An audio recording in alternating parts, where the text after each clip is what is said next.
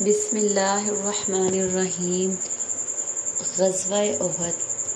احد پہاڑ مدینہ کے شمال میں تقریباً 4 کلومیٹر کے فاصلے پر واقع ہے، اور یہ غزوہ چونکہ اس پہاڑ پر ہوئی اسی لیے اس کا نام غزوہ احد رکھا گیا۔ آپ صلی اللہ علیہ وآلہ وسلم نے فرمایا، احد پہاڑ ہم سے محبت کرتا ہے اور ہم اس سے محبت کرتے ہیں۔ غزوہ احد کے اسباب میں سے ایک اہم سبب غزوہ بدر کی شکست تھی۔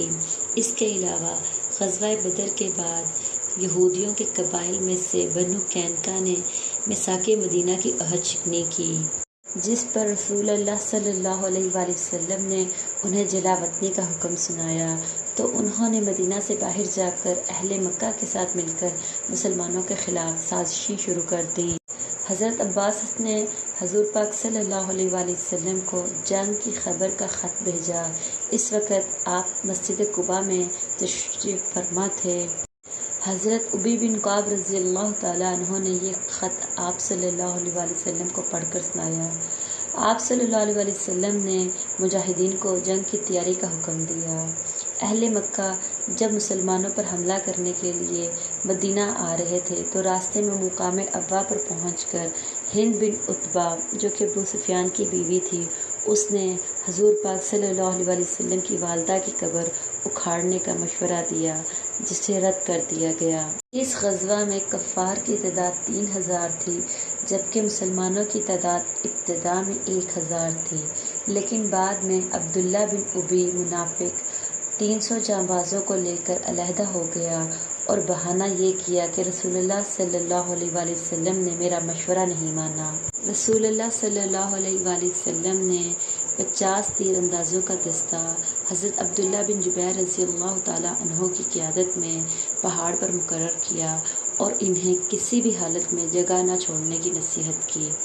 جب جنگ شروع ہوئی تو ابتدا میں مسلمانوں کو کامیابی ہوئی، لیکن مسلمانوں کو فتح یاب ہوتا دیکھ کر اس دستے نے اپنی جگہ چھوڑ دی۔ حضرت خالد بن ولید جو کہ ابھی مسلمان نہیں ہوئے تھے، انہوں نے وہ جگہ خالی دیکھی تو وہاں سے یعنی مسلمانوں کی پشت پر سے حملہ کیا، جس سے مسلمانوں میں بھگدڑ مچ گئی۔ اسی دوران حضور پاک صلی اللہ علیہ وآلہ وسلم کے قتل کی افواہ اڑی، جس سے مسلمانوں کے حوصلے مزید پست ہو گئے اور صفیں خراب ہونے کی وجہ سے کئی مسلمان ایک دوسرے پر وار کرنے لگے۔ لیکن جب مسلمانوں نے حضور پاک صلی اللہ علیہ وآلہ وسلم کو زندہ پایا تو وہ پھر سے منظم ہونے لگے اور بہت سے صحابہ حضور پاک صلی اللہ علیہ وآلہ وسلم کی حفاظت کرنے لگے، جن میں حضرت ابو طلحہ بن عبید اللہ، حضرت سعد بن ابی وقاص اور حضرت ابو عبیدہ بن الجراح شامل تھے۔ بہرحال اس جنگ میں مسلمانوں کا بہت نقصان ہوا۔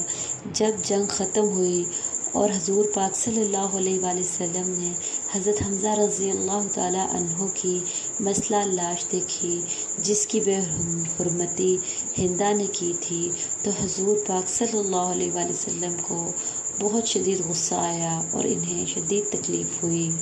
حضرت ابن مسعود رضی اللہ تعالیٰ عنہ کا بیان ہے کہ ہم نے رسول اللہ صلی اللہ علیہ وآلہ وسلم کو حضرت حمزہ سے بڑھ کر کسی پر روتے نہیں دیکھا۔ آپ نے انہیں قبلہ کی جانب رکھا، پھر آپ جنازے پر کھڑے ہوئے اور روئے، حتیٰ کہ آپ کی چیخیں نکل گئیں اور آپ غش کھا گئے۔